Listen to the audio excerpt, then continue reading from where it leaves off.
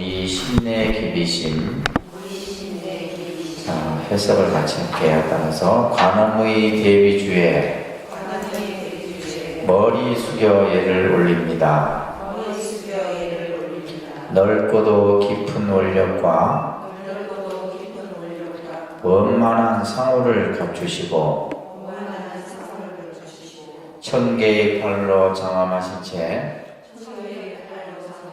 중생들을 보호하시고 천개의 눈의 광명으로 두루 세상을 비추어 보시니 진실한 말 가운데 미러를 펼쳐 보이시니 함이 없는 마음 가운데 중생을 위한 슬픔의 마음 일으키셨네. 우리가 이제 지난 시간에 이거 조금 다뤘었는데요. 이 내용은 이제 천수관음보살의 공덕을 찬탄하는 내용이죠. 그래서 관음의 대비주에 머리 숙여 예를 올리오니, 그죠? 관세음 보살의 그 크신 원력과 그다음에 또한 원만한 상호를 갖추시고, 넓고도 깊은 원력과 원만한 상호를 갖추시고, 그죠? 천수천하니까 천개의 팔로 장엄하여 널리 중생들을 보호하시고, 그래서 호지라는 말을 여러분들이 잘 눈여겨 보시라고 했어요. 그죠? 보호한다 이런 뜻이에요. 호지한다. 천개의 눈의 광명으로 두루 중생들을 다 비추어 보시니, 그죠? 진실한 말 가운데 미련한 말은 다란이죠. 그죠? 진언을 펼쳐 보이시니 함이 없는 마음 가운데, 여기서 이제 중요한 구절이 무의심이라는 구절이에요. 그러니까 무의심. 그래서 우리가 이제 이 무의심이라는 말은 무심이라는 같은 의미예요.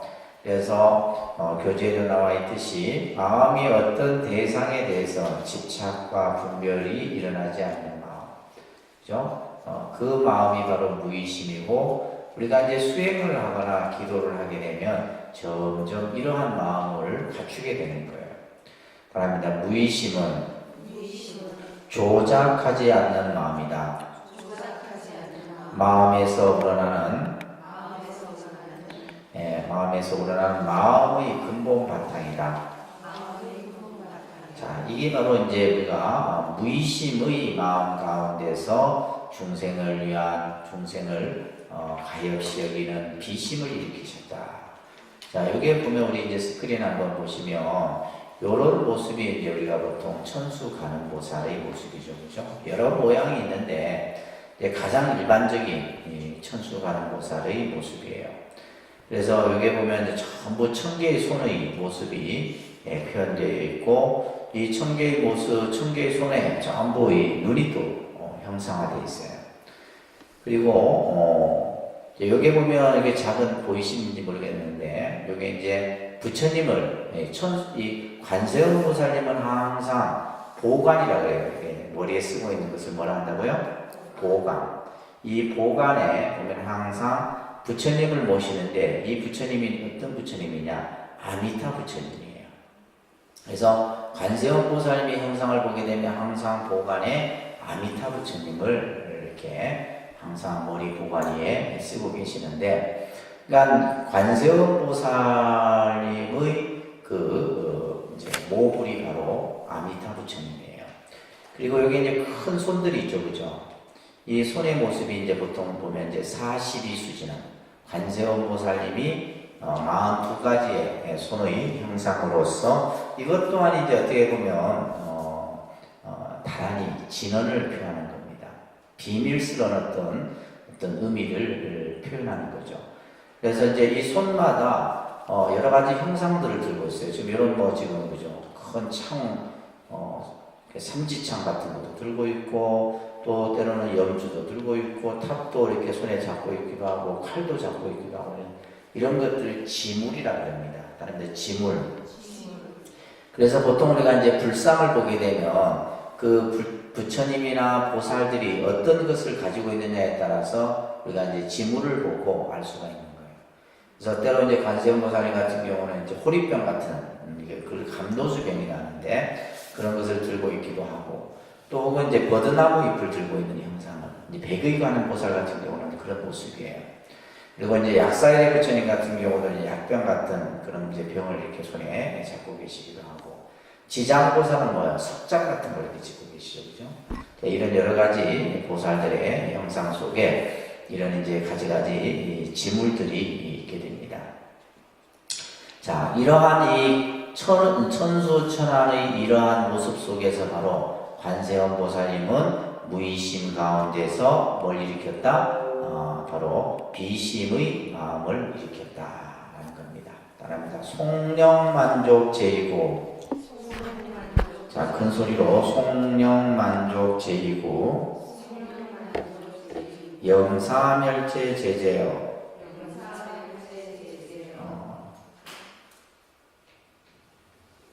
자, 이것을 해석하면 따릅니다. 모든 바라고 구하는 바를 속히 만족시키어 하여금 영원토록 모든 죄업을 멸해 없애주시었네. 자, 이 관세음 보살님은 중생들이, 그죠? 중생들이 바라고 구하는 바라고 구하는 마음을 우리는 희구심이라 이렇게 표현합니다. 근데 희구심. 그래서 모든 바라고 구하는 바를 다 중생들이 그 원하는 것들을 다 만족시켰다, 다 이루게 해주셨다는 얘기예요. 자, 우리가 이제 이 희구심이 어떤 마음이냐면, 우리 중생이 가지고 있는 가장 기본적인 마음이에요. 우리들이. 그래서 여러분들이 종교라는 것을 선택을 하는 데 있어서도 바로 이 희구심으로 인해서 우리가 종교를 믿게 되죠. 뭔가 내가 이 종교를 통해서 내가 바라고 구하는 것을 이루기 위한 것이에요. 그래서 이것은 중생심의 가장 기본적인 마음이다. 이것이 바로 희구심인데, 그래서 여기에서는 이제 중생들이 바라고 구하는 것들을 다 만족시키는데, 한편으로는 우리 중생의 삶이라고 하는 것은 내가 구하고 바라는 것을 다 얻을 수가 없어요. 그래서 이제 부처님께서는 중생들이 구하고자 하는 것을 얻지 못해서 생기는 괴로움을 이제 구부듣고라는 이제 이런 표현을 씁니다. 그러니까 구부듣고, 자, 큰 소리로 구부듣고, 이게 구할 구자예요, 그죠? 우리가 이제 바라고 구하고자 하는 것들. 그러니까 우리가 이제 세상을 살면서 바라고 구하고자 하는 것들이 뭐가 있어요? 그죠? 부귀, 영화, 명예, 권력, 이런 것들이다. 이런 것들이 내 생각대로, 내 뜻대로 되지 않죠. 그죠? 내 마음대로 잘 안 된다. 그래서 구하고자 해도 그것을 뭐예요? 얻지 못하는 것. 얻지 못하는 것. 이게 이제 중생에게 있어서는 가장 큰 고통이에요. 그러니까 뭔가 내가 갖고 싶은 것, 내가 이루고 싶은 것, 이것이 내 마음대로 돼야 되는데 그것이 내 마음대로 안 된다는 거예요. 이게 바로 중생이 가진 괴로움 중에 하나인데, 관세음 보살님은 그러한 중생들의 희구하고자 하는 바들을 전부 만족시켜 주신다, 이런 얘기예요. 다시 말해서 여러분들이 원하는 것들을 다 이루어 주신다, 이런 뜻입니다. 그리고 영사멸제 제제업, 여기서 모든 제업이라고 하는 말, 이제 제업을 이제 우리는 흔히 이것을 다른 말로는 이 제업이 쌓이고 쌓여서 만들어지는 것을 우리는 불교에서는 이것을 업장이라 그럽니다. 다른 업장. 업장이라는 말 많이 들어보셨죠, 그죠? 그래서 우리가 이제 뭐 기도라고 하는 것이 이제 불교적 입장에서 보면 업장 소멸의 이 의미가 그 기도라고 하는 행위 속에 담겨 있어요. 이 말은 무슨 말이냐면, 우리가 보통 사람들이 뭐 업장 소멸 기도 따로 있고 무슨 소원 성취 기도가 따로 있고 무슨 학업 성취 기도가 따로 있는 것이 아니라, 우리가 큰 틀에서 이 기도라고 하는 이 의미 속에는 전부 이제 다 그 의미가 똑같은 거예요. 어떤 의미냐면, 업장이 뭐예요? 우리가 흔히 말하는 소멸된다. 자, 이 업장이라고 하는 것은 바로 뭐냐면 이 장자라는 것이 어떤 의미냐면 장애라는 뜻이에요. 장애. 내가 하는 행위에 있어서 어떠한 장애적 요소를 일으키는 것이 바로 업장이에요. 근데 우리가 이 업장이라고 하는 것이 여러분들이 현세에서만 이것이 만들어진 것이 아니에요. 현세에서 만들어진 게 아니고 불교에서 사용하는 용어 중에 수겁이라는 말이 있습니다. 그러니까 수겁. 수겁이라고 하는 것은 전생의 업이에요. 무슨 업이라고요? 전생의 업. 그러니까 우리가 세세생생 생을 거듭하면서 우리가 이제 중생이 살아가는데 결국 이 수겁이라고 하는 전생의 업이 결국 현생의 내가 살아가는 모습 속에서 그것이 그대로 나타나는 거예요. 그래서 지금 현재 여러분들이 살아가는 모습은 뭐예요? 수겁의 그 결과로서 우리가 살아가는 거예요. 전생의 내 업의 결과로서 살아가는데 그러면 지금 내가 현생에서 살아가는 건 뭐예요? 현생에서 사는 것은 다음 생, 그죠? 다음 생의 또 그 결과를 만들어내는 것입니다. 자, 그래서 여기서 지금 모든 업장을, 멸제라는 말은 소멸한다, 이런 말이에요. 모든 업장. 그래서 우리가 이제, 기도라고 하는 행위를 통해서, 그 기도를 통해서 뭐요? 내가 구하고 원하는 바가 성취되고, 그죠? 또 하나는 뭐요? 모든 내 죄업이 다 소멸된다. 그런 그 죄업을 다 소멸케 해주셨다, 이런 얘기입니다. 다릅니다. 철령동성동자오. 자, 큰 소리로 보죠. 한자로 돼 있어서 여러분들이 못 읽고 있구나. 보니까. 그 천수경 같이 펴놓으세요. 천수경 여러분들 신행집. 그래서 나 왜 못 따라했냐 했더니 한자로 돼 있네, 보니까. 천수경은 같이 펴놓고 하세요. 바랍니다. 철령중성동자오. 백천삼매 도는수.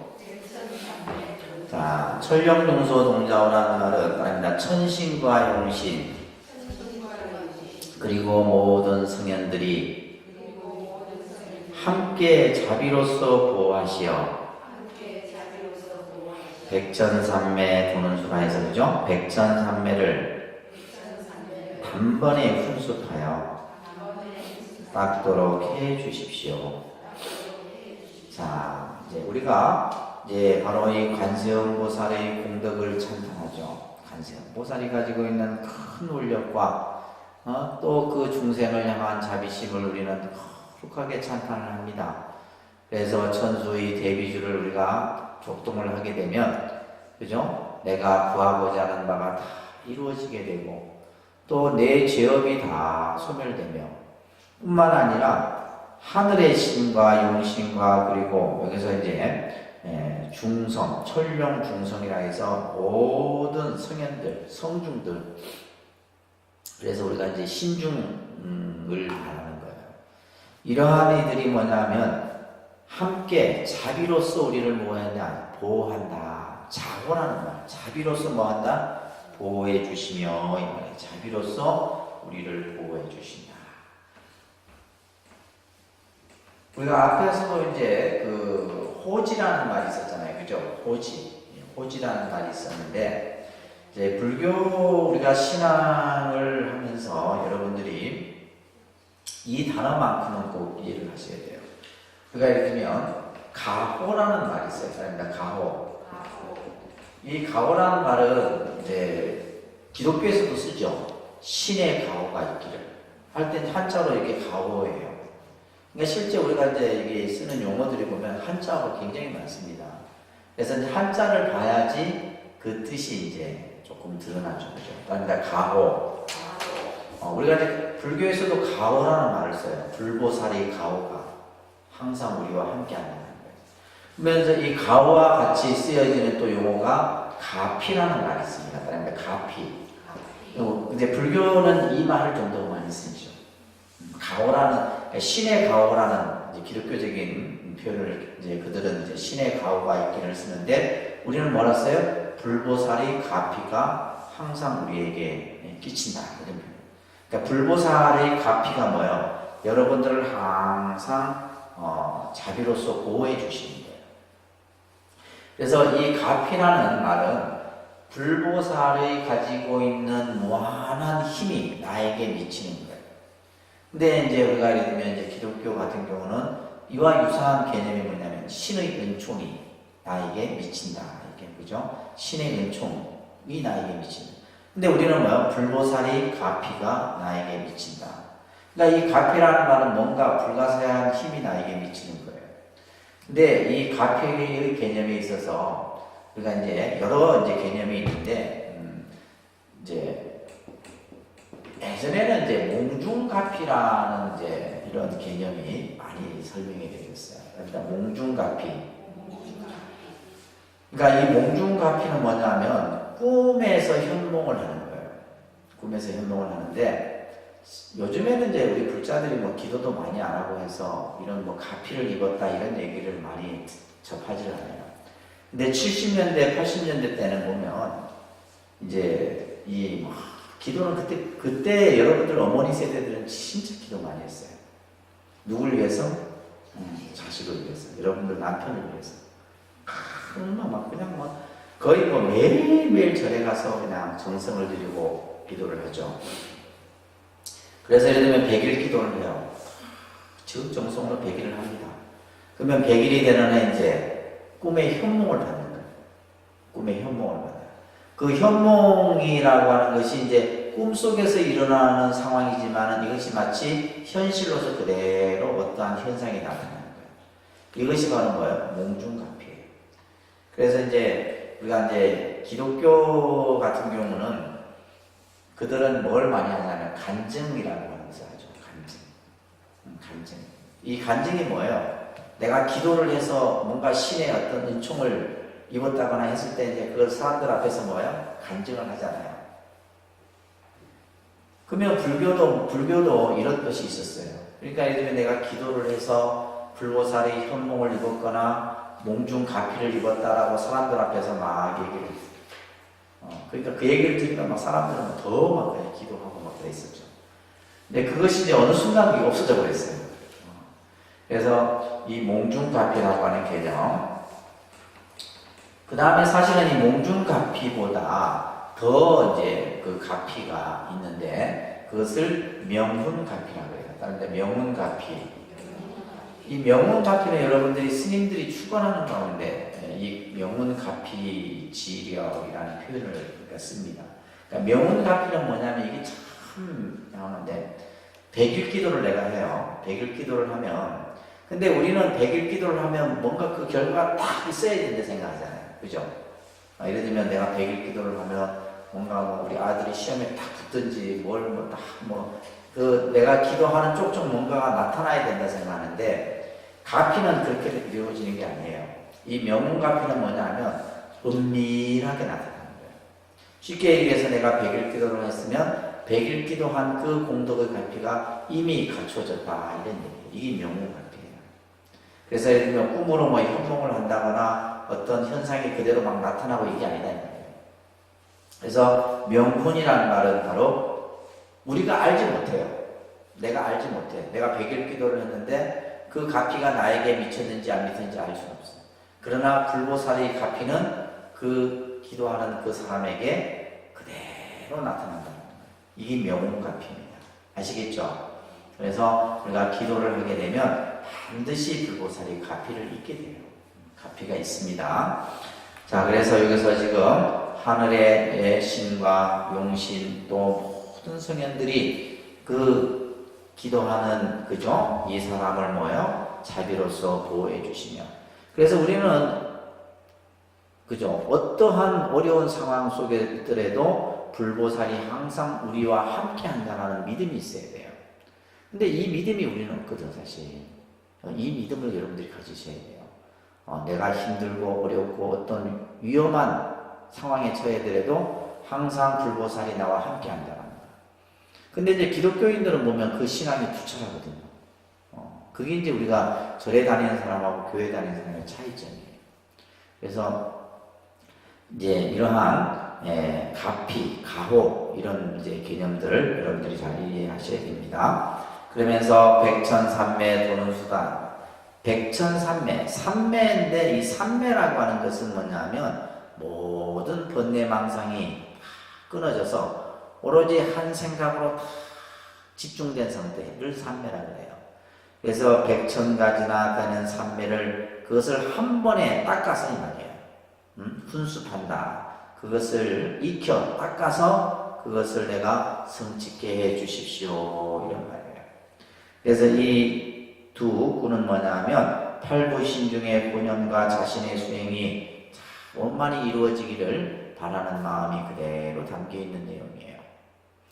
그래서 우리가 간음대비주, 간음대비주는 천수다란이죠, 그죠? 신묘장구 대다란인데 이것을 우리가 이름으로만 독송하더라도 이러한 기도의 가피와 그죠? 또 업장 소멸이 그대로 이루어진다는 거예요. 그래서 이제 우리가 천수다란이 기도가 그렇게 좋은 겁니다, 사실은. 좋다 해도 여러분들은 안 하잖아요, 그죠? 아무리 좋다 내가 얘기를 하면 뭐하노? 여러분들이 왜 안 하는 줄 아세요? 아직 덜 답답했어요. 덜 답답한데 속으로 좀 답답한데 아직 덜 답답하는 거예요. 근데 그런 게 있어요. 우리가 이제 이 기도라고 하는 것은 일상생활 속에서 이루어져야 돼요. 일상생활 속에서 이루어져야 되는데 이제 만약에 대부분의 이제 그 불자들이 보면 이제 어떤 상황이 발생됐을 때 이제 기도의 마음이 생기고 집안에 우환이 생기고 그죠? 뭐 걱정 근심거리가 막 크게 나타나면 이제 뭐 절에 가서 기도를 하려고 생각하는데 그때는 이미 늦었어요. 그때는 이미 늦는다. 이것은 마치 뭐가 같냐면 똑같습니다. 우리가 늘 매일매일 스스로 건강을 챙겨야 하지만 그죠? 그 건강을 지킬 수 있잖아요. 기도도 마찬가지예요. 일상생활 속에서 늘 이렇게 꾸준히 하게 되면 그런 장애나 우환들이 안 일어난다. 설사 우환이 오더라도 그것을 뭐야? 불보살이 가오로서 그것을 싹 비껴나가게 해주는데 평상시는 안 하고 있다가 이제 이게 우환이 생기면 마치 뭐가 같냐면 본물 터지듯이 터져버려요. 그런 경우들 많이 봅니다. 한번 이 작은 집안에 어떤 우환이 생기면 이걸로 인해서 계속 파장이 생겨요. 예를 들면 누가 집에 뭐 가족 중에 누가 몸이 아프거나 하면 그로 인해서 뭐야 재산도 손실되고 막 어떤 때로는 뭐 소송에 휘말리기도 하고 막 이런 것들이 줄지어 터져요. 그럴 때 이제 예를 들면 절에 찾아와서 기도하려고 해요. 기도가 되냐? 안 되죠. 왜? 왜 안 되냐면 내 마음이 지금 조급한 거예요. 그걸 빨리 해결하려고. 그런데 이제 그럴 누가 있으면 여러분들이 미리미리 평상시에 기도의 힘을 키우게 되면 그런 재앙들이 조금 나에게 온다 하더라도 그 파장이 조금 온다. 그래서 평상시에 여러분들이 하셔야 됩니다. 아시겠죠? 평상시에 기도를 하다 보면 큰 내 집안의 우환도 비껴나갈 수가 있는 거예요. 바랍니다. 수지신시 광명당. 자, 수지신시 신통장. 자, 여기 지금 스크린 잠깐 보시면 요 이 글자가 우리가 이제 진원 중에 가장 아주 많은 진원에서 언급되는 옴이라는 글자예요. 그래서 옴.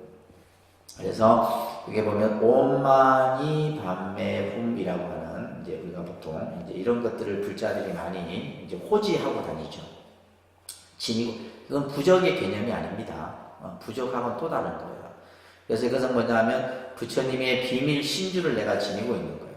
그러니까 내가 입으로 이렇게 내가 해도 되지만은 내가 이것을 가지고 있으면 뭐예요? 내가 다란이를 몸에 지니고 있는 거예요. 다란이를 몸에 지니고 있는 겁니다. 그래서 이 다란이라고 하는 것은 법신의 소리다. 쉽게 말해서 이 다란이가 옴이라고 하는 이 글자는 뭐냐면 그냥 우리가 나는 소리가 아니에요. 모든 소리의 근원입니다. 이 옴이라는 글자가. 그래서 우리가 이것을 다란이라고도 표현하고 만트라라고 표현해요. 만다라. 여러분들 그냥 쉽게 말하면 만다라. 이 만다라가 바로 뭐냐면 그 만다라라고 하는 것은 바로 부처님의 세계를 표현하는 것이 만다라인데 그것이 바로 뭐다 진리라는 뜻을 가지고 있어요. 그래서 다란이를 말합니다. 총지. 그래서 우리 한국불교 종단 중에 보면 총지종이라는 종이 있어요. 총지종이라는 종이 있고 또 뭐가 있냐면 진각종이 있어요. 진각종 들어보셨어요? 진각종. 이제 그렇게 뭐 이렇게 크지는 않지만은 그 진각종에 다니는 사람들 보면 정말 열심히 기도해요. 그러니까 생활불교화되어 있는. 그래서 원불교하고 비슷해요. 원불교하고 비슷해서 이제 그분들 같은 경우는 이제 그 진각종 같은 경우는 뭐냐면 여러분들 쉽게 말하면 포항 가다 보면 위덕대학 있죠. 위덕대학 이 진각종에서 설립한 대학이에요. 그 학교에 딱 가면 대학교 입구에 뭐라 써있냐 옴마니 반배음이 써 있어요. 그래서 이 진각종 같은 경우는 충지종이나 모든 신행을 옴마니 반배음으로 해요. 그래서 이것을 진언이라고도 하고 대명주라고도 해요. 그래서 우리가 반야신경에 보면 대명주, 대신주, 그죠? 무등등주 뭐 이런 표현들이 있잖아요, 그죠? 그런 것들이 전부 진언을 표현하는 뜻입니다. 그래서 여기서 지금 다란이를 수지한, 그죠? 다란이를 수지한 이 몸은 광명의 깃발이 되며, 그래서 다란이를 우리가 수지하는 거죠. 다란이를 우리가 이제 수지 독송이라고 해요.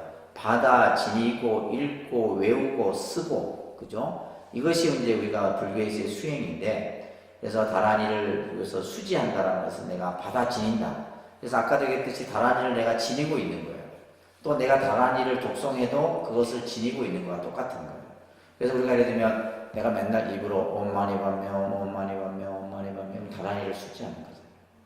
또 내가 다란이를 옴마니 반면이라는 다란이를 내가 가지고 있으면 제가 입춘 때 드렸는데 가지고 다니는지 모르겠다.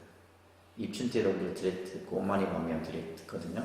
그래서 그 다란이를 내가 지니고 있으며 바로 뭐가 되느냐? 이 몸은 광명의 깃발이 된다는 거예요.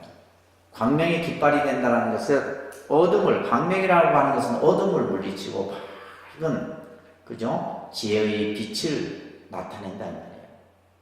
다시 말해서 이 다란이를 지니고 있으면 이 몸은 항상 밝게 빛나는 거예요.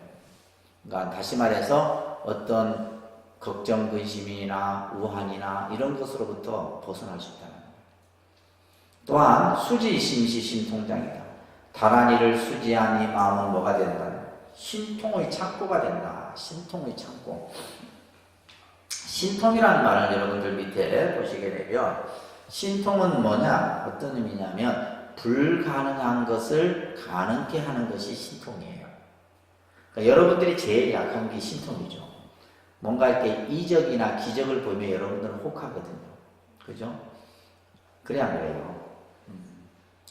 그래서 예를 들면 이제 우리가 여러분들 뭐 쉽게 말해서 여러분들 뭐 그죠? 사주만 잘 봐줘도 막 감탄하고 그러잖아요. 사주 이거 뭐야 이것만 잘 봐줘도 뭐 그래서 여러분 맨날 용하다고 그러고 그러잖아요. 이제 그런 것들이 이제 신통인데 여러분들 교재에 보시면 육신통이라는 신통이 있어요. 따라합니다. 천안통, 천이통, 순명통, 누진통, 타심통, 신족통. 그러니까 이거 외우셔야 돼요. 육신통은. 육신통은. 그래서 시험에 어떻게 나오냐면 한 3개를 딱 써놓고 틀린 거 하나 싹 쓰고 그래요. 그래서 육신통이 아닌 걸 고르시오 이렇게 나와요. 그래서 육신통 여러분들 왜냐면 이게 중요한 거거든요.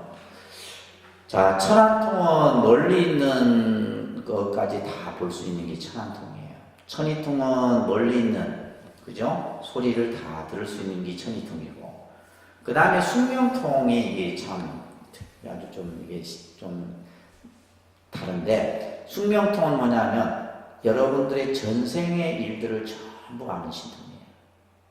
그러니까 예를 들면 숙명통을 내가 통했다, 그죠? 다란이를 내가 독송을 하게 되면 숙명통을 통한다 이 말이에요. 다란이를 열심히 이렇게 독송하면 이런 신통을 얻게 돼요.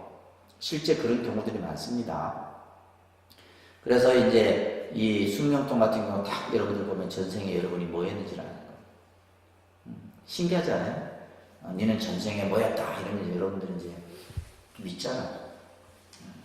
이게 이제 숙명통이에요. 숙명통.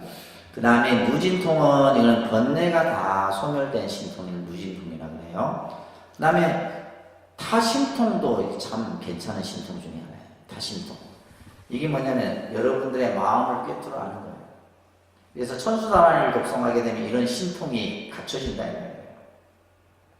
그래서 여러분들이 딱 보면 여러분들이 지금 무슨 생각을 하고 있는지 다 꿰뚫어 훤하게 아는 거예요.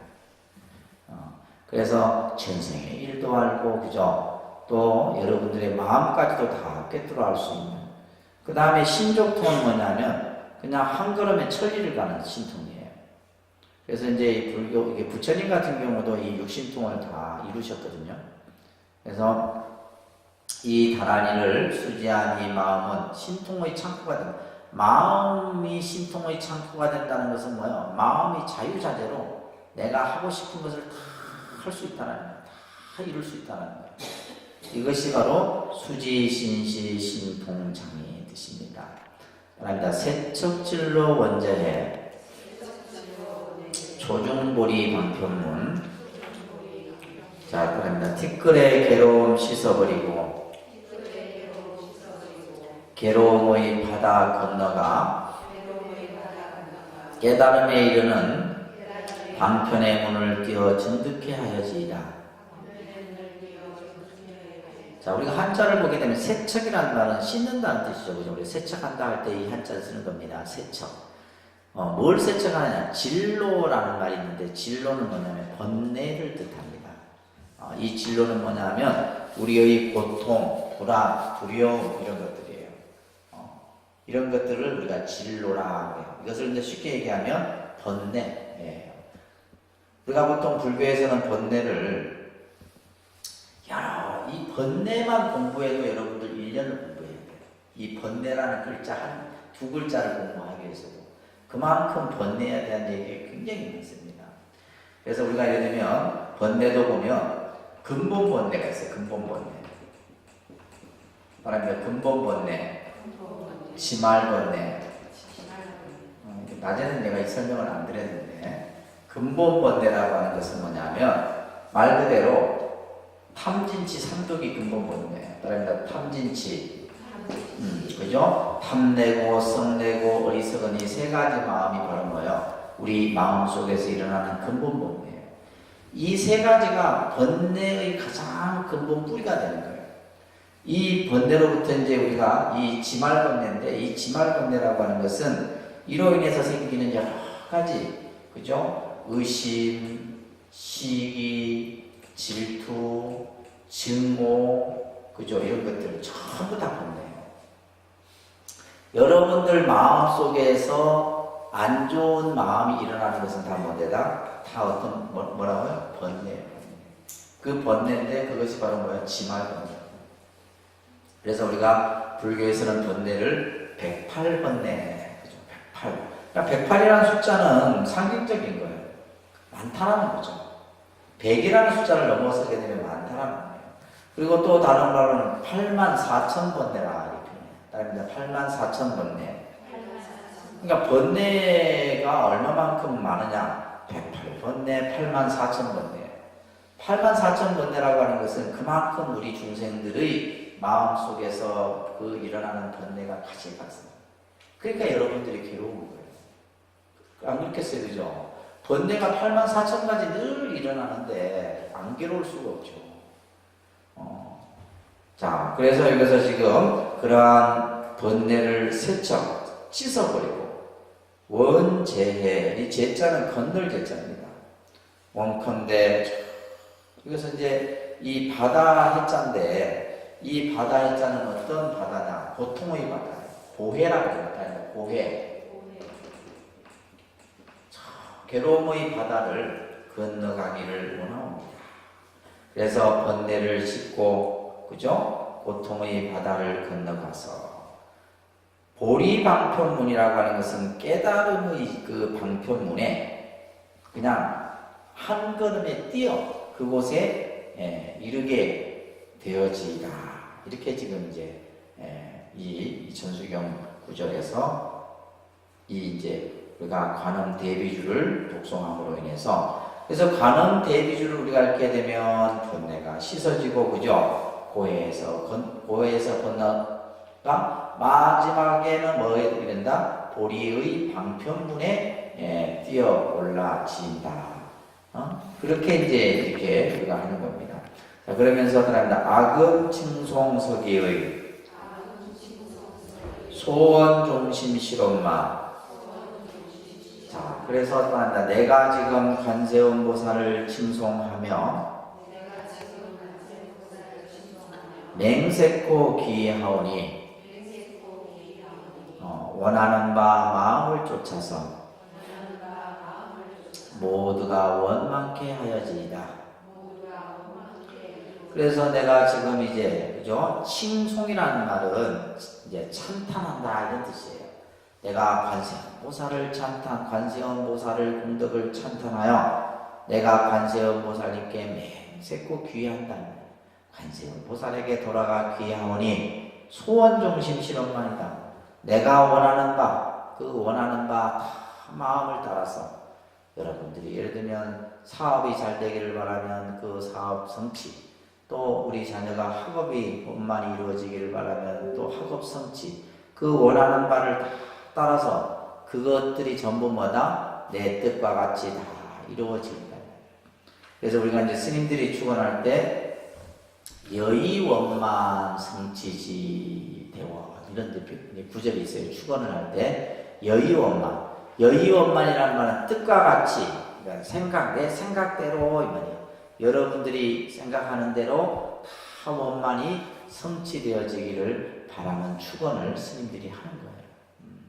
그래서 이렇게 우리가 관세음 보살의功德을 이제 관세음 보살님을 직접적으로 찬탄하기도 하고 또 관세음 보살 대비주를 우리가 읽음으로써 이러한功德들이 이루어진다는 것을 이제 우리가 쭉 살펴봤습니다. 앞에서도 말씀드렸듯이 실질적으로 이 관음 대비주를 일반 불자들도 많이 하지만은 스님들도 자기 수행 삼아서 이 천수 대비주를 참 많이 독송을 합니다. 저 같은 경우도 뭐 천수 대비주를 독송한 지가 벌써 20년 가까이 됐으니까요. 이제 늘 뭐 기도할 때마다 불자님들하고 이 천수 대비주를 늘 독송을 하는데 우리나라에는 이제 많은 큰 스님들이 계시잖아요. 그죠? 많은 큰 스님들이 계시는데 일제 강점기 시대 때 근대에 세 분의 고승을 뽑아요. 첫째 한 분은 누구냐면 망공 큰 스님, 또 한 분은 수월 스님, 또 한 분은 해월 스님, 뭐 그 위에 이제 경어 스님도 계시고 요 시대 때의 인물들이에요.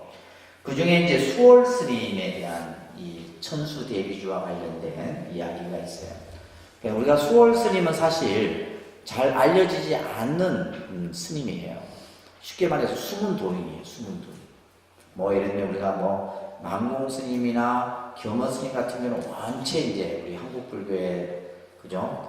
큰 선사로서 알려져 있지만은 수월 스님은 그렇게 알려지지 않았는데 이분이 알려지게 된 것은 우리 앞전에 그 검찰총장을 했던 김진태 검찰총장 있었는데 이분이 독실한 불교 신자예요.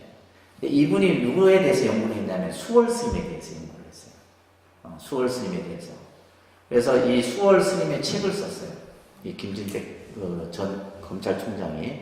그래서 이분이 이제 쓴 수월 스님의 그 이제 행적에 대한 또 어떤 여러 가지 이 스님에 대한 덕화에 대한 이야기들을 책으로 표현했었어요. 그래서 사람들한테 이 수월 스님에 대해서 빨리 알려지게 됐는데 이 스님은 일찍이 조실 부모를 하고 머슴 생활을 하게 됩니다.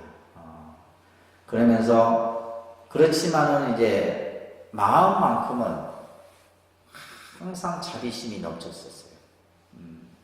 그러다가 이제 어느 날 출가를 하게 되는데 1883년 그러니까 이제 30세에 출가를 했다라고 기록이 되어 있는데 아주 늦은 나이에 출가를 하게 된 거죠.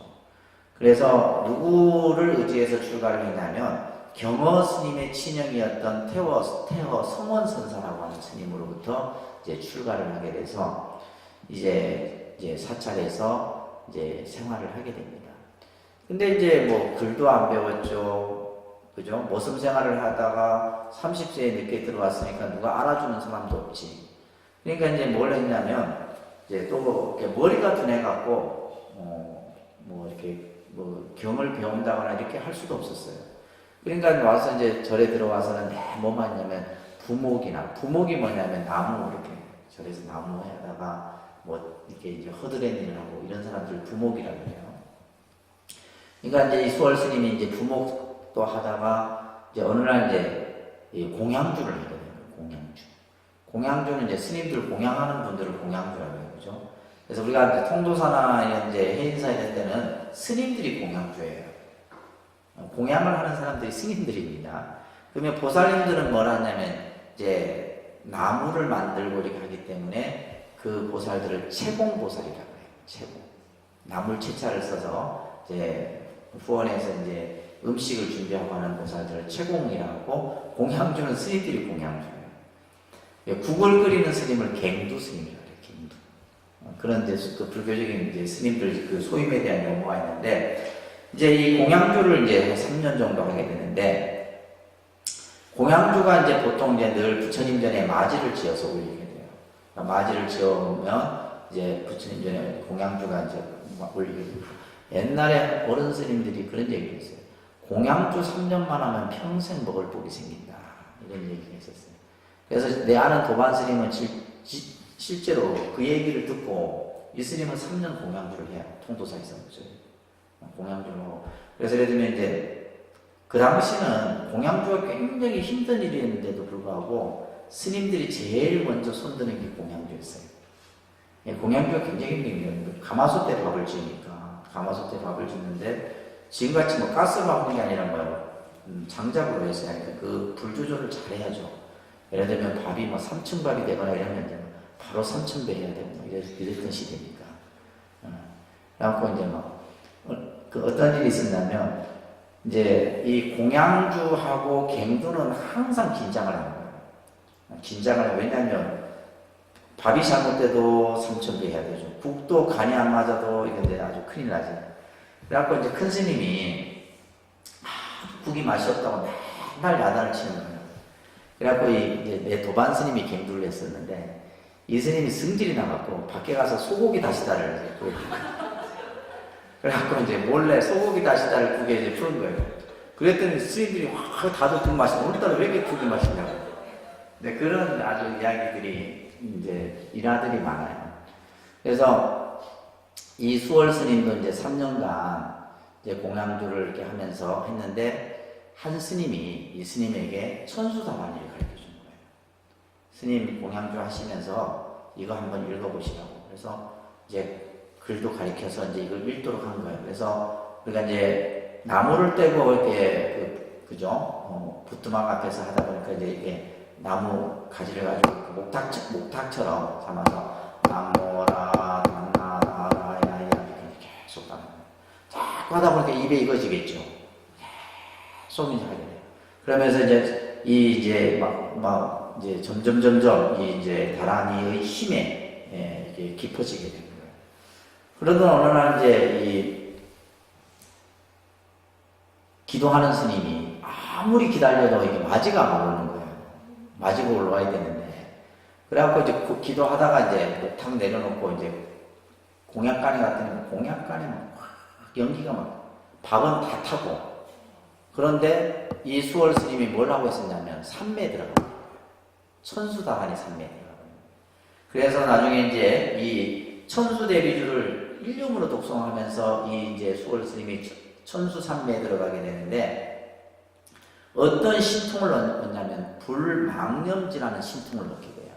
이게 뭐냐면 한 번 들으면 잊어버리지 말는 거예요.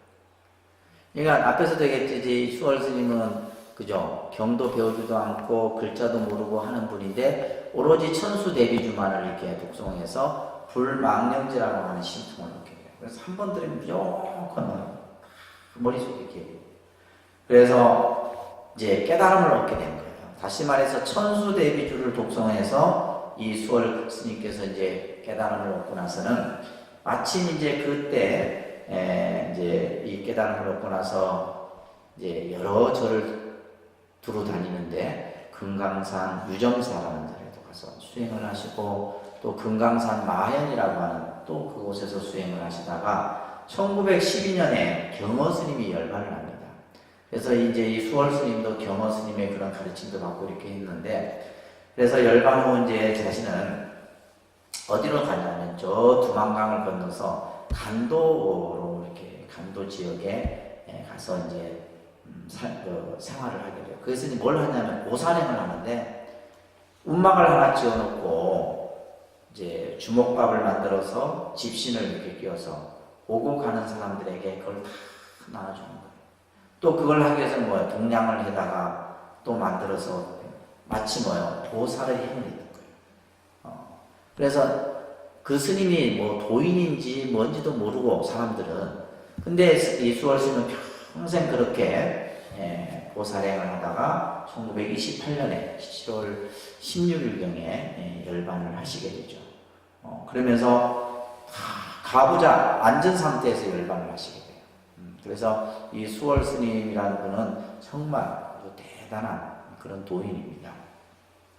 그러면서 이제 이런 분들이 실제 우리 이제 그 불교사에 보면 굉장히 많이 있어요. 특히 이제 우리가 항상 이 천수대비주를 우리가 얘기를 할 때 천수대비주 하면 떠오르는 스님이 바로 이 수월 스님이에요. 수월 큰 스님입니다. 아시겠죠? 그래서 이제 이 천수대비주를 우리가 독송을 하게 되면 법장도 소멸되고 내가 원하는 바도 성취되고, 그죠? 또한 항상 불보살이 가피가 여러분들에게 항상 미치게 되고, 뿐만이 아니라 모든 신통이 내가 원하고자 이루고자 하는 것들이 다 이루어지는 거예요. 그래서 나는 사실 어떻게 보면 우리 독림선언이나 이것을 만들 수 있었던 것도 천수대비주의 힘이라고 저는 믿거든요. 실제 그러면 여러분들이 믿거나 말거나 하지만 나는 그렇게 믿는다는 거예요. 천수대비주의 기도의 힘으로 이 도량이 만들어졌다고 저는 항상 믿고 있어요. 왜냐하면 그 기도 힘으로 내가 계속 이렇게 해왔으니까요. 그래서 여러분들도 뭔가 내가 이루고자 하는 것이 있다면 이 천수대비주를 늘 독송을 하시라는 거예요. 하시면 하신 만큼 그 기도의 힘이 만들어지는 겁니다. 아셨죠? 자, 그래서 따라합니다. 기도는 내 안에 잠재되어 있는 책이 없습니다. 그런데 기도는 내 안에 잠재되어 있는 무한 광명과 무한 능력을 일깨우는 것이다. 기도라고 하는 것이 뭐냐? 그냥 단순히 우리가 그냥 뭔가를 그죠? 비는 어떤 것을 이루고자 하는 단순한 마음이 아니라 내 안에 잠재되어 있는, 그죠? 우리 안에. 근데 그것이 드러나 있지 않죠. 근데 우리는 보면 나는 그냥 보잘것없는 나야. 내가 할 수 있는 것은 이것밖에 안 돼. 자꾸 우리는 우리 자신을 이렇게 자꾸 이렇게 이렇게 펴지를 못하는데, 기도라는 것을 통해서 우리는 그러한 내 안에 있는 무한한 광명과 무한의 능력을 일깨울 수 있는 것이 기도예요. 그래서 기도를 하게 되면 뭔가 다르게 보고, 세상이 다르게 보인다 이 말이에요. 또 내가 할 수 있는 일에 대한 모든 것에 대한 자신감도 만들어지는 겁니다. 또 하나, 기도는 내 마음의 문을 넓게 여는 수행이요. 기도라고 하는 것이 내 마음의 문을 넓게 여는 수행이다라고 하는 것은 바로 뭐예요? 기도라는 것을 하다 보면, 그죠? 우리 마음은 실제 우리가 이제 가지고 있는 마음이라고 하는 것은 천지를 덮고도 남는 것이 우리 마음이에요. 그죠? 그렇지만 우리가 이제 살아가면서 쓰는 마음은 뭐예요? 요만한 마음을 씁니다. 바늘 구멍도 안 들어갈 만큼의 마음을 우리 쓴다. 근데 기도를 하게 되면 내 마음의, 그죠? 내 마음의 문을 이렇게 열 수가 있는. 그러니까 모든 것을 다 포용할 수 있어요. 다 받아들일 수 있고, 다 이해할 수 있고, 다 수용할 수가 있는 거예요. 우리가 관세음보살이 그런 분이잖아요. 중생들의 모든 것을 다 수용하고 받아들이는. 그래서 기도라고 하는 것이 내 마음의 문을 넓게 여는 수행이다. 그러니까 기도는 나에 잠들어 있는 영혼을 일깨워 나를 향상시키는 방법이다. 기도라고 하는 것이 나 안에 잠들어 있는 영혼, 나의 어떤 그 순수하고 맑은 영혼을 일깨우는 것이 기도예요. 그러면서 기도를 통해서 우리는 뭐요? 나를 지금의 나보다 더 나은 나를 만들 수 있는 것이 기도예요. 그래서 간디라고 하는 위대한 사상가도 이 세상에서 가장 행복한 것이 뭐냐? 가장 행복한 시간이 기도하는 시간이에요. 우리는 기도라는 것을 굉장히 어떻게 보면 너무 추상적이고, 우리는 뭐냐면 기도하는 방법을 몰라서 기도를 못한다 이렇게 자꾸 생각을 하는 게 아니에요. 그래서 우리가 이 기도라고 하는 것은 그냥 내 마음 속에서 자연스럽게 일어나는 거예요. 그래서 이 기도라는 행위를 통해서, 그죠? 나의 영혼을 일깨우고 나를 향상시키고 내 안에 잠재되어 있는 무한 능력을 일깨우고, 그죠? 또 무한한 광명을 표현하는 것이 바로 기도다. 그래서 이제 우리가 불장한다면 내 삶 중에서 기도하는 시간이 가장 행복한 시간이다 말할 수 있어야 됩니다.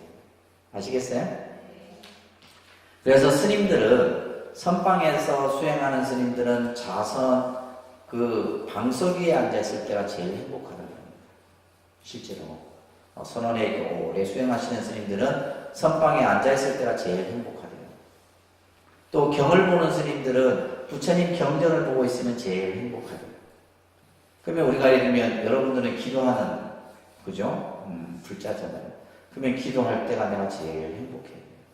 그런데 우리는 이 기도를 너무나 자꾸 다른 각도에서 자꾸 보려고 하니까 그런 거예요. 그래서 우리가 이제 이 천수경이라고 하는 이것이 바로 우리가 이제 기도에 대한 여러 가지 의미들을 우리들에게 일깨워 주는다고 볼 수가 있어요. 예를 들면 이제 그 군산에 사는 김윤봉이라고 하는 거사가 있는데, 김윤봉 군산에 이 거사는 기도를 6,000일을 했어요. 6,000일. 무슨 기도를? 천수 대비주 기도를 6,000일이면 우리가 보통 1,000일이면 3년이잖아요, 그죠? 그러면 3,000일이면 몇 년이에요? 그러면 6,000일이면 몇 년이에요? 한 10년 되나? 갑자기 계산이 안 되지. 1,000일이면 3년이니까, 그죠? 그러니까 그 시간 동안 호장결같이 기도를 했는데, 이분이 이제 그 기도하는 시간이 가장 내가 기쁘고 행복한 시간이었다. 이제 그런 마음이 여러분들이 기도라는 것을 통해서 만들어져야 돼요. 그러니까 우리는 기도하려면 어떤 것을 성취하고 뭘 이루고 이런 것만 생각해요. 그게 아니에요. 지금의 내 마음의 그 순간순간을 행복하게 만드는 것이 기도라는 거예요. 그렇게 했을 땐 여러분들이 기도를 매일 하겠죠. 왜? 내가 행복해지기 위해서 기도를 하는 거예요. 그 순간이 나에게는 행복한 시간이기 때문에. 그래서 여러분들이 기도를 많이 하셔야 됩니다. 아셨죠? 자, 그리고 이제 제가 숙제를 한번 내줬는데 숙제 다 하셨나? 아직 안 하셨어요? 숙제가 어려웠나요? 숙제가 또 뭔지 모르는 분도 계시죠, 이게? 윤서 숙제 했나? 숙제 뭔지 몰라요. 나의 10가지 원, 그죠? 나의 원을 여러분들이 쓰라 그랬어요. 나의 원. 10원이에요, 10원. 그죠? 10가지 원. 그래서 우리가 원이라고 하는 것은 기도에 있어서, 특히 불교 신앙에 있어서 기도에서 제일 중요한 것이 원이에요. 원. 그래서 원이 없는 기도는, 그죠? 이거는 맹탕이에요, 맹탕. 그래서 원을 가지고 우리는 기도를 해야 됩니다. 이 원이라는 게 참 큰 거예요. 아까도 제가 이제 이 대비주 얘기를 하면서 제가 사실은 이 지금의 독립선언 이런 그 도량을 언제부터 꿈꿨냐면 출가하면서부터 꿈을 꿨어요. 그러니까 출가하면서부터 이런 원을 세웠다 이런 얘기예요. 근데 이게 막연하잖아요. 뭐 이 돈이 있어서 돈도 있어야 되지만은 뭐 예를 들면 뭐 땅도 있어야 되고 그죠. 근데 실제 이건 뭐 돈과 뭐 어떤 그런 것으로 이루어진 게 아니거든. 뭘로 이루어졌냐면 내가 생각해도 이건 원으로 이루어진 거예요. 이 독립선언은 돈이 있다고 이루어질 수도 없을 뿐더러 모든 그런 인연들이 조합이 되는데 그 원을 언제부터 세웠냐면 제가 진짜 10년, 30년 전부터 세웠던 거예요. 내가 만약에 부처님의 도량을 만들려고 하면 이런 어떤 것을 하고요. 그 원들, 그 꿈을 항상 가지고 있습니다. 또 어떤 경우가 있었냐면 통도사 같은 경우는 이제 화엄살림법회라는 것을 하게 돼요. 화엄살림. 그 화엄살림법회를 할 때 제가 출가를 해서 화엄살림법회에 뭘 했냐면 법사 그걸 했었어요. 이제 뭐 이렇게 이제 그 화엄살림법회가 이루어지기 위해서 여러 가지 뭐 법사 시자도 하고 뭐 이렇게 했었어요. 법사 스님들 오면 이제 막 그때는 2박 3일씩 이렇게 했으면 공양도 갖다 드리고 뭐 차도 갖다 드리고 이러면서 내가 뭐 꿈을 꿀게요. 나도 언젠가는 저 통도사 저 법상 자리에 한번 올라가 봐야지 이런 꿈을 꿨어요. 근데 시간이 지나니까 그렇게 되더라고요. 그래서 제가 첫 그 화엄살림 법회 그 법상에 올라갔을 때 제가 신도분들한테 그런 얘기를 했었어요. 제가 이것을 하기 때부터 늘 생각했었는데, 그죠? 근데 그것이 그냥 이루어진 게 아니잖아요. 그죠? 예를 들면 제가 수행을 하고 공부를 하고 계속 뭔가 나름대로의 그 원을 가지고 계속 살았기 때문에 그 원이 어느 시기에 오면 이루어진다는 거예요. 무슨 말인지 아시겠죠? 그래서 여러분들이 절에 다니면서 그냥 막연히 절에 그냥 다니지 말고 뭔가 내가 원을 세워서 그 원이 금생에 안 이루어질 수도 있어요. 내가 그 원이 다음 생에라도 계속 이루어지는 거예요. 그래서 이 원이라는 것이 굉장히 중요한 겁니다. 그래서 이제 우리가 원에 대해서 우리가 공부를 할 건데요. 자, 시본문이라고 하는 것은 관세음보살이, 여기서는 이제 10가지 원은 관세음보살이 세운 원이에요. 그래서 여러분들도 원을 세우라 했던 거예요. 그러면 이 원이라고 하는 것은 제일 중요한 것은 뭐냐 하면 내 의지가 담겨야 됩니다. 뭐가 담겨야 된다고요? 네, 자기 의지. 그러니까 그렇기 때문에 자기 의지가 담겨야 되기 때문에 여러분들이 10가지 원을 세울 때 반드시 첫째 뭐요? 나는이라는 1인칭이 들어가야 돼요. 2인칭이 들어가면 안 됩니다. 3인칭도 들어가면 안 되고. 아시겠어요? 나는. 그죠? 나는. 무엇을, 그죠? 여기에서는 의지가 들어가야 되니까 우리가 의지를 담길 때 뭐야? 반드시, 기필코, 이런 표현들이 들어가야 되겠죠. 그죠? 뭐 들어가도 되고 안 들어가도 됩니다. 반드시 나는 뭐 하겠다? 나는 무엇을, 그죠? 하겠습니다. 그러니까 예를 들면 이걸 뭐요? 의지가 들어있는 표현입니다. 무엇을 내가 하겠다, 이루겠다, 성취하겠다, 이것이 반드시 들어가야 돼요. 아시겠죠? 이렇게 해서 쓰라 이 말이에요. 그래서 이 원을 세워서, 그리고 여러분들이 기도할 때마다 그 원을 부처님께 항상 세우는 거예요. 이게 더 중요한 겁니다. 10가지 원 쓰라 그게 중요한 게 아니고 그 원을 써서 내가 기도할 때마다 기도 끝에 부처님이시여 나는 뭐뭇을 하겠습니다. 나는 뭐뭇을 이루겠습니다. 뭐뭇을 성취하겠습니다. 나는 어떤 경우나 하더라도 화를 내지 않겠습니다. 나는 인욕하겠습니다. 나는 욕심을 부리지 않겠습니다. 나는 중생에게 이익이 되는 사람이 되겠습니다. 얼마나 많아. 그 원을 여러분들이 10가지 원을 세워서 기도할 때마다 항상 그 원이라는 것이 나중에는 이것이 이제 큰 여러분들에게 그런 원의 모습들이 그대로 나타나게 돼요. 자, 그래서 시본문은 관세음보살이 과거에 천수다란이를 받으면서, 그죠? 이 정광왕 정조열로부터 이 천수다란이를 받게 되잖아요. 그 받으면서 세웠던 원이에요. 천광왕 정조에게 서원했던 바로문으로서 우리들도 관세음 보살처럼 10가지 원을 세워야 된다. 관세음 보살이 정신으로 중생을 위한 우리의 발언을 세우는 내용이 바로 15분이다. 자, 말합니다. 원은 서원으로도 쓰인다. 이 뜻은 반드시 이루어야 하겠다는 마음가짐을 의미하므로 맹세코 이루고자 한다. 그러니까 맹세코, 기필코, 반드시 이런 데 뜻이 들어가게 되면 그 원이 좀 더 그죠? 강해지겠죠. 그래서 우리가 이 원에는 불교에서 원력이라는 말 들어보셨죠? 그런데 원력. 원력. 그러니까 내가 이 원에 대한 뭐예요? 그 이 힘이 들어가요. 이 힘이 바로 뭐야? 자기 의지예요. 내가 기필코 반드시 하겠다라는 거예요. 그래서 내가 맹세코 이루고자 한다는 그죠? 뜻을 갖게 된다. 내 마음속에 의지력을 가지고 성취하고자 하는 마음가짐이 바로 뭐죠? 원이다. 그래서 이 원을 우리는 불교에서는 서원이라고 합니다. 서원. 그죠? 제가 지난번에도 말씀드렸듯이 불교라는 종교는 소원의 종교가 아니라 서원의 종교다.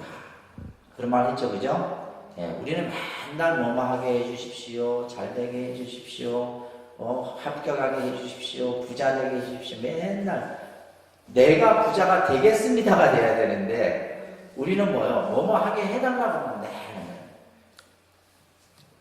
그것을 우리는 뭐냐면 서원이라고 서원.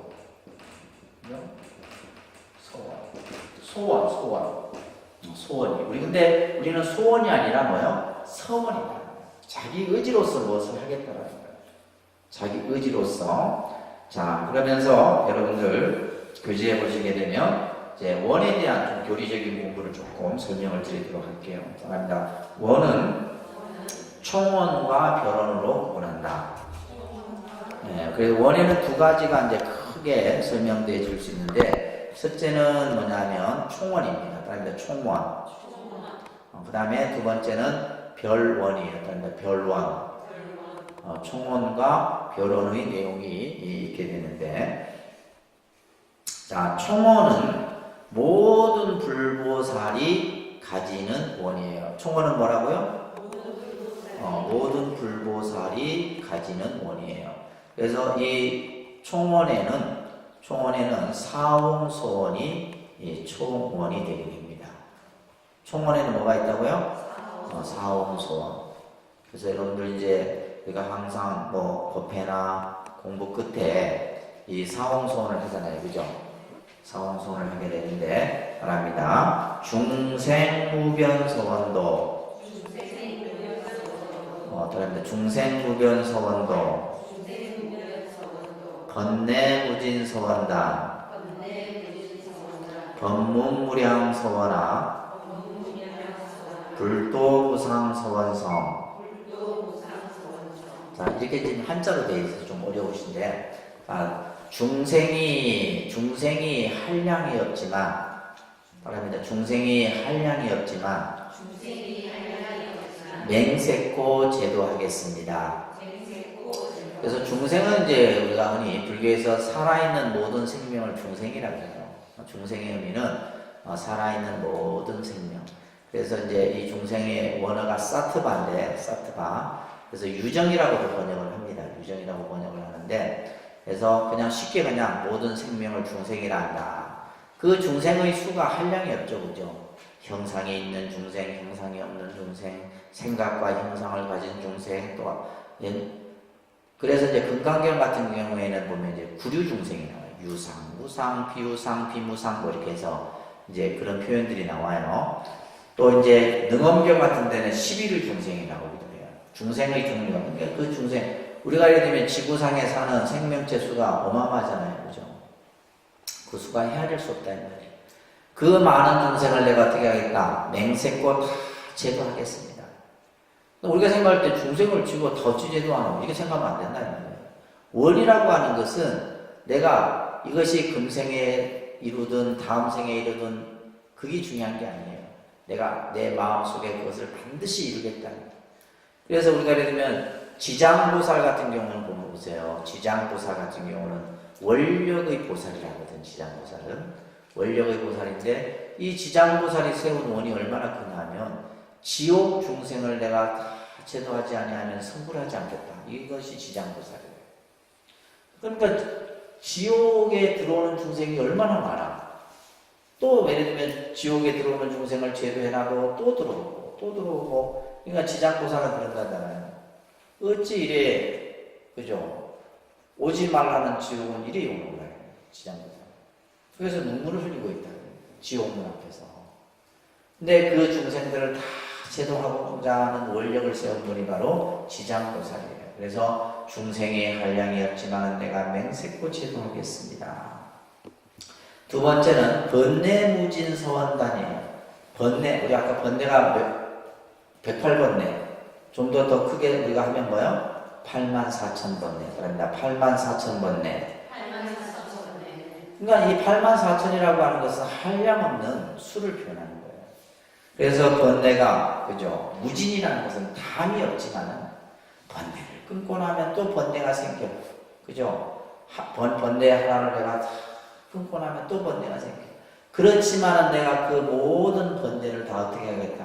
끊겠습니다. 번뇌를 다. 그러니까 부처님이시여 내 번뇌를 끊어주소서 이게 아니에요. 그죠? 내가 번뇌를 끊겠습니다. 따라합니다. 법문무량서원아. 그러니까 부처님께서 설하신 가르침이 그죠? 법문이 무량, 한량이 없어. 그래서 우리가 부처님의 말씀을 84,000법문이다 이렇게 표현합니다. 따라합니다. 84,000법문. 번뇌도 84,000번뇌라고 표현하고 그죠? 법문도 84,000법문이라 표현합니다. 그만큼 이거는 뭐야? 너무나 많은 부처님의 말씀이 설해졌지만은 내가 그것을 어떻게 하겠다? 맹세코, 그죠? 다 배우겠습니다. 부처님 가르침을 내가 다 배우겠다는 거예요. 불도무상소원성에 부처님의 그 진리 가장 위협고 최상의 진리이지만은 내가 맹세코 그것을 이루겠습니다. 내가 반드시 성불하겠습니다. 이거예요. 내가 반드시 성불하겠습니다. 부처님의 그 성불하는 길이 가장 최고의 길이지만 내가 그것을 반드시 이루겠습니다. 이것이 바로 뭐예요? 총원이에요. 아시겠죠? 우리는 이것을 사실은 너무 습관처럼 해요. 맨날 우리 수업 끝날 때마다 사원수원 하잖아요. 근데 이게 그냥 우리가 그냥 하는 게 아니에요. 여러분들이 그런 완전한 자기의 의지를 담아서 내가 맹세코 중생을 제도하고 번뇌를 끊고 법문을 배워서 불도를 이루겠다라고 하는 이 원이 모든 부처님과 보살과 우리 중생이 가져야 되는 원이에요. 아시겠죠? 그리고 나서 여러분들이 뭘 가져야 돼요? 이제 총원 다음에 여러분들이 가지는 원이 바로 뭐예요? 별원이에요. 그러니까 별원. 그래서 이 결혼에는 보면 자, 첫 번째 어떤 원이 있어요? 보현보살의 10대 행원이 있어요. 그런데 보현보살의 10대 행원. 예, 보현보살의 10가지 원이에요. 이거는 정말 거룩한 원이에요. 나중에 여러분들이 이제 화엄경 보현행원품을 공부하시면 이걸 공부하시게 되는데 이건 뭐 이루 말할 수 없어요. 그래서 우리가 보현보살이 대단한 보현보살도 이제 이것은 뭐냐면 전부 실천에 자기 의지가 담겨 있는 거예요. 그 다음에 약사열의 부처님의 12가지 원이 있어요. 약사열의 본원경에 보면 약사열의 부처님이 중생을 병으로부터 구제하기 위해서 세웠던 12가지 원이 있어요. 그 다음에 또 우리가 이제 별원 중에 아미타 부처님의 48가지 원이 있어요. 바랍니다. 아미타불의 48대 원. 그래서 48원이라고 하죠. 이 원 중에 18번째 원이 있는데 이게 뭐냐면 이 원이에요. 사람이 임종시에 이제 죽음 직전에 나무아미타불을 10번만 불러도 그죠? 근데 우리가 임종시에 나무아미타불 10번 부르기 쉬울까요? 어려울까요? 어렵습니다. 여러분들이 연불수행을 많이 해야지 가능한 거예요. 왜냐하면 사람이 임종에 이렇게 이르게 되면 두려움과 엄청난 공포 두려움이 생긴다 그래요. 그래서 여러분들이 죽음이 두려운 거예요. 죽음에 대한. 왜 두렵냐면, 그죠? 지금 현재 내가 가지고 있던 모든 것들이 다 없어진다라고 하는 두려움. 그죠? 가족과의 이별, 그죠? 그런데다가 어디 또 숨겨놓은 돈 있으면 이게 더 큰일이잖아요. 그러니까 그런 어떤 자기의 어떤 재물에 대한, 돈에 대한, 가족에 대한 이런 여러 가지 두려움. 그리고 뭐요? 또 내가 죽고 나서 어떻게 될까에 대한 두려움. 이제 이런 것들이 있기 때문에 우리가 임종의 죽음에 대한 공포 이런 것들이 굉장히 큰 거예요, 사실은. 그럴 때 이제 예를 들면 나무아미타불을 부른다는 것은 더더욱 어렵죠. 그렇지만 나무아미타불을 10번을 부른다면 아미타 부처님이 관세음보살, 대세지보살, 일로왕보살을 보내서 내가 그들을 극락세계로 인도하겠다. 이게 이제 48원 가운데 가장 중요한 핵심이에요. 그래서 우리가 나무아미타불만 치극정성으로만 불러도 극락세계에 왕생한다. 그 원이 누구로부터 만들어진 거예요? 아미타 부처님의 원력에 의해서 만들어진 거예요. 그리고 그 원력으로 만들어진 세계가 우리가 흔히 말하는 극락세계예요. 그러니까 원에 의해서 이 세계가 만들어진다는 말이에요. 그렇잖아요. 그죠? 내가 세운 원에 의해서 독림선언이 만들어지듯이 그러니까 여러분들이 세운 원에 의해서 여러분들의 세계가 만들어질 수 있는 거예요. 무슨 말인지 이해되세요? 자, 그리고 여기에다가 이제 또 여러분들 뭐요? 여러분들 불명이 있잖아요. 그죠? 개를 받았으니까 불명이. 그 불명의 10가지 원이 되는 거예요. 이 원은 뭐냐? 금생에, 또 다음 생에, 다음 생에. 그러니까 이 원을 계속 세우는 거죠. 자, 그래서 그 밑에 보시게 되면 또 승만부인의 10대 원이 있어요. 승만부. 이 승만경에 나오는 승만경이라는 경전이 있습니다. 이 승만경은, 이 승만부인은 뭐냐면 왕비입니다. 왕비. 예, 왕비인데, 예, 부처님께 귀해서 이제 여인으로서, 어머니로서 자기가 살아가면서 세웠던 10가지 원이에요. 이 원은 여러분들이 꼭 기억하셔야 되는 거예요. 아시겠죠? 요거는 다음 주에